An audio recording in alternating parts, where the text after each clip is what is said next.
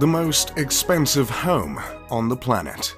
In the inner city of Mumbai, India, not far from the poverty-stricken slums, on the renowned Altamont Road, stands Antilia, the most expensive home ever created. This home ascends 27 stories, stretching 568 feet high, granting the massive structure with prime views of the Arabian Sea. In technical terms, the home is the second most expensive residential property in the world, considering Buckingham Palace is worth around $5 billion US. However, Buckingham Palace is considered a crown property, whereas Antilia is a private residence. And the most expensive private residential property at that, with some pricing estimates as high as $2 billion. Even still, any list in which a residence is preceded by Buckingham Palace pretty much guarantees that place is going to be over-the-top luxurious and is likely a house I'd love to move into. In this video, I'll take you on a virtual, informative tour of this ostentatious estate, while engaging all of 2 of your senses. In this massive home, there are several ceilings that are double or triple heighted, so the 27-floored skyscraper looks more like a 50 or 60-floored building. Can you imagine only being as tall as an ordinary 27-floor building? Laughable. On some of the lower floors, there is a multi-level car lot that can hold 168 vehicles, including Mukesh's precious RS5 Crore Maybach, a car for very important people. Somewhere in that car lot is also a car service station. But if cars aren't your style, don't worry. The home also has 3 helipads placed on the roof. Few things say billionaire like more than one helipad on the roof. Both the private car lot and helipads are violations of residential bylaws in Mumbai, but from what we can tell, no one has forced the billionaire's hand to make any changes. Above the car lot, you'll find an extravagant lobby composed of 9 elevators. Further up is a 2-story recreation center with a lap pool, a gym, a juice bar, a dance studio, and a yoga studio. Floors like these are how Jeff Bezos transformed his I sell books body to his I sell what I want physique. As you continue to ascend, you will eventually run into a spa and a ballroom. The ballroom is adorned with multiple crystal chandeliers that cover 80% of the ceiling, leaving a shameful 20% exposed and unadorned. To capitalize on the entertainment focus areas of the home, there's a movie theater that sits 50 viewers. There are multiple balconies and terraces with luscious gardens hanging over the sleek facade along the home. The vegetation attached to the sides of the building are meant to absorb sunlight in order to keep the interior as cool as possible. Hopefully that touch can put a dent in what must be a monstrous electricity bill. As if all this luxury wasn't enough of an escape from the hot, busy streets of Mumbai, the home comes fitted with an ice room equipped with a snow generator, meant to mimic a winter wonderland, a creative addition rivaled only by the likes of Willy Wonka. The immaculate structure was designed by architects Perkins & Will out of Chicago, and the interior design was overseen by an Australian company called Lighton Holdings. While the 400,000 square foot building is home to just 6, it's also meant to make room for a staff of 600 cooks, cleaners, and security personnel. So that makes the size of the mansion less excessive, right? I double-checked that stat, by the way, and I can confirm 100 staff per family member. The building is named after a legendary island, also called the Isle of the Seven Cities. The tale of this island originates from an old Liberian legend in which bishops fleeing from the Muslim conquest of Hispania escaped to an island and created 7 settlements there.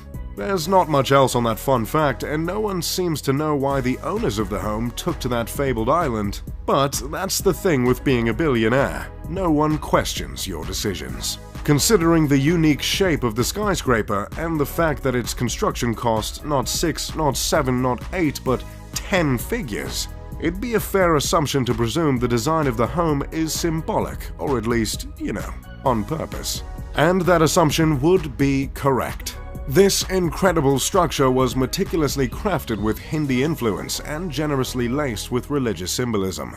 Within the 27 stories, there are 6 sections of the home that are meant to reflect Earth, water, fire, air, sound, and light. These elements were placed from bottom to top as to mimic not Nickelodeon's Avatar: The Last Airbender, but the ascension to enlightenment. Throughout the mansion there are two reoccurring motifs: the sun and the lotus. These symbols are meant to represent rebirth. The materials used to stand for these themes include marble, crystal, and none other than mother of pearl. There is a temple in the home in which the family of 6 goes to pray regularly.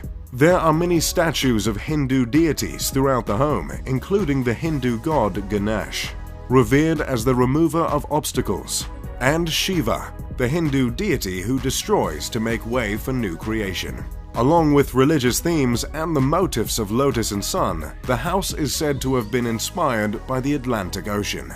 The owner of the $2 billion home is Mukesh Ambani, a petroleum titan, chairman of Reliance Industries and, surprise surprise, the richest man in India. Mukesh is responsible for a fifth of India's exports, which is absolutely outrageous considering India makes up for a third of the Earth's population.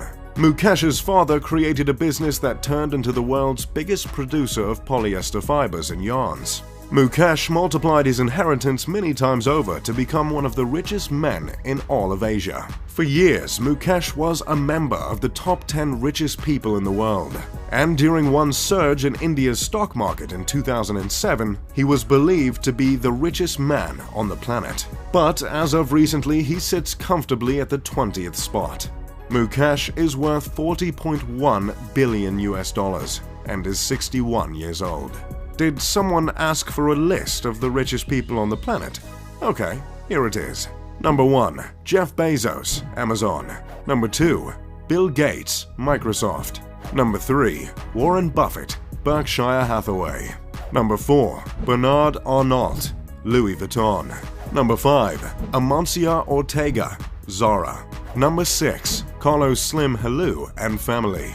Number 7. Mark Zuckerberg, Facebook. Number 8. Larry Ellison, Oracle. Number 9. Larry Page, Alphabet, co-founder of Google. Number 10. Charles Koch, Koch Industries.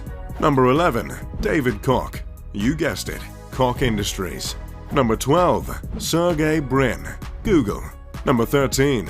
Michael Bloomberg, Bloomberg. Number 14. Ma Huateng, Tencent Holdings. Number 15. Jim Walton, Walmart. Number 16. Rob Walton, Walmart. Number 17. Alice Walton, Walmart. Number 18. Steve Ballmer, Microsoft. Number 19. François Bettencourt Myers and family, L'Oreal. Number 20. And our guy, Mukesh Ambani.